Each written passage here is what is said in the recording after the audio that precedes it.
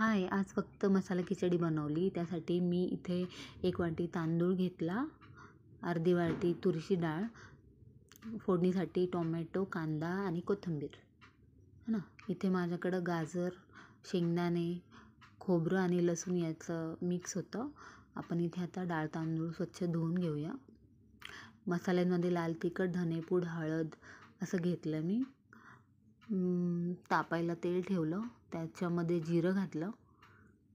जिरं तडतडल्यावर कांदा, टोमॅटो, बटाटा आणि गाजर हे सगळं फ्राय करून घेतलं.